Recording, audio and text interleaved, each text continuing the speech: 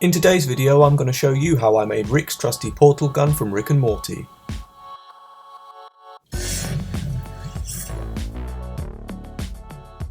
The first thing I did was measure out a 5" by 3" piece of card that will be the main body of the portal gun. I cut it out and then drew around it to make another. The next thing I needed were the side pieces. I took some scrap pieces of card, cut them down to 1" tall, and then placed them up against the pieces I'd already made to get the correct length.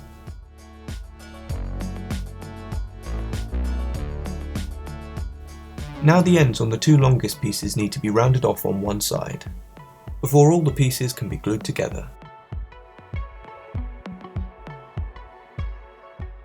Making sure that the front piece is slightly inset.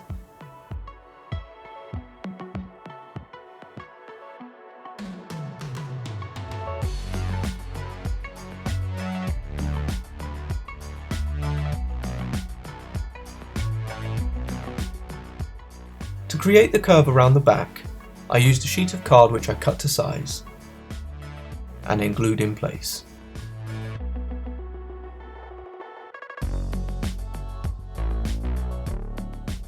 Before using more card to neaten everything up, drawing around each side, cutting it out, and gluing them in place.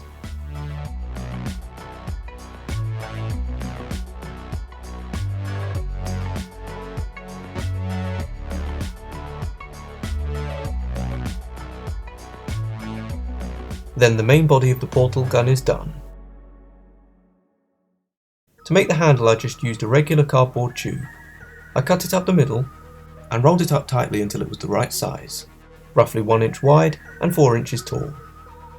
To make sure it attaches correctly, place it against the main body, draw around the curved edge to get the right angle, do the same on the other side, and then cut them out. Test it and adjust to fit if you need to.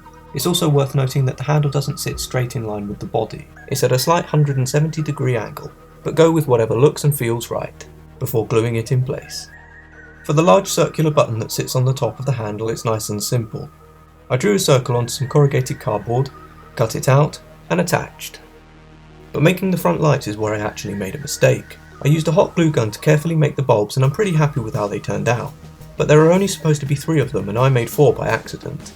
I'm not too worried about it and it's something I might fix later, but when you make yours you can make sure you don't make my mistake.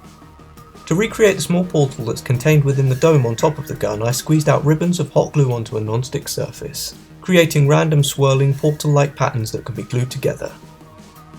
I waited for them to cool, peeled them off, and attached them together.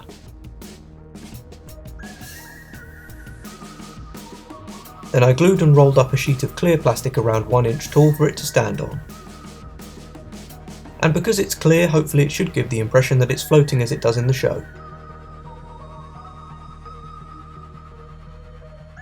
For the glass dome that the mini portal sits in, I found an old clear plastic bottle that was the perfect size. I cut off the end and sanded it smooth.